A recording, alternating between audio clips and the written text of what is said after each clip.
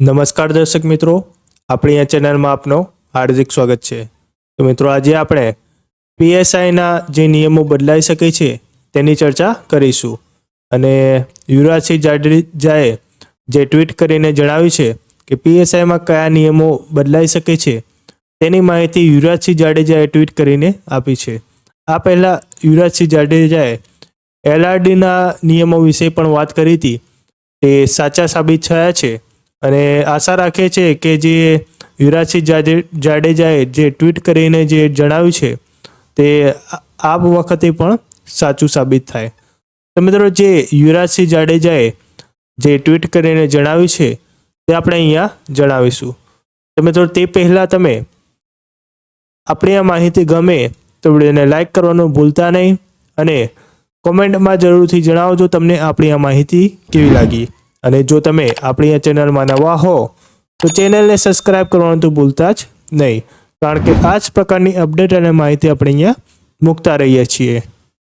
તો મિત્રો, જે યુવરાજસિંહ જાડેજા તરફથી જે ટ્વીટ કરીને જણાવવામાં આવ્યું છે તે આ પ્રમાણેનું છે। હવે પીએસઆઈની ભરતીના નિયમો પણ બદલાશે, એટલે કે જે એલઆરડીના નિયમો બદલાયા છે તે પ્રમાણે પીએસઆઈના નિયમો પણ બદલાઈ શકે છે। લેખિત તથા ફિઝિકલ ટેસ્ટમાં ધરખમ ફેરફાર કરશે।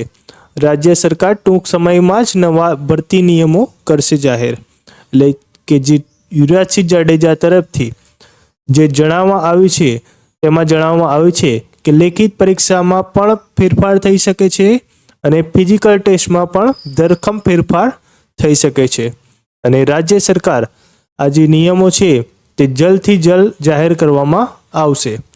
તો મિત્રો, યુવરાજસિંહ જાડેજા તરફથી જે જાણકારી આપવામાં આવી છે તે આ પ્રમાણે છે।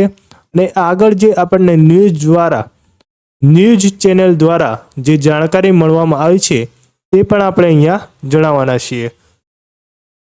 તે પહેલાં મિત્રો, તમને આપણે આ યુવરાજસિંહ જાડેજાની ટ્વીટ ગમી હોય અને આપણી માહિતી ગમી હોય તો વિડીયોને લાઈક કરી દેજો અને કોમેન્ટમાં જરૂરથી જણાવજો કે આપણી માહિતી તમને કેવી લાગી। અને જો તમે આપણી આ ચેનલમાં નવા હો તો ચેનલને સબસ્ક્રાઇબ કરવાનું તો ભૂલતા જ નહીં, કારણ કે આ જ પ્રકારની અપડેટ અને માહિતી આપણે અહીંયા મૂકતા રહીએ છીએ।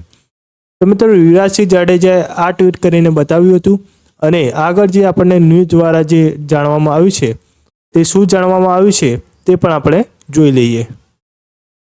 તો મિત્રો, જે ન્યૂઝ દ્વારા જે માહિતી મળવામાં આવી છે તે આ પ્રમાણેની છે। એલઆરડી બાદ હવે પીએસઆઈની ભરતીના નિયમોમાં ફેરફાર કરવાની તૈયારીઓ શરૂ કરવામાં આવી છે।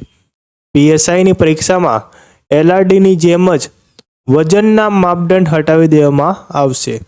માત્ર એટલું જ નહીં, દોડમાંથી માર્કિંગ સિસ્ટમ પણ દૂર કરવામાં આવશે, તેમજ ફિઝિકલ પરીક્ષા લેવામાં તો આવશે પણ તે માત્ર ક્વોલિફાઈ પરીક્ષા જ હશે। ઉલ્લેખનીય છે કે છેલ્લે વર્ષ 2021માં પીએસઆઈની ભરતી પરીક્ષા યોજવામાં આવી હતી। તો મિત્રો, ન્યૂઝ મારફતે જે જાણવામાં આવ્યું છે તે એ જણાવ્યું છે કે પીએસઆઈની ભરતીમાં એલઆરડીની ભરતીમાં જે નિયમોના ફેરફાર થયા છે તે પ્રમાણે થઈ શકે છે।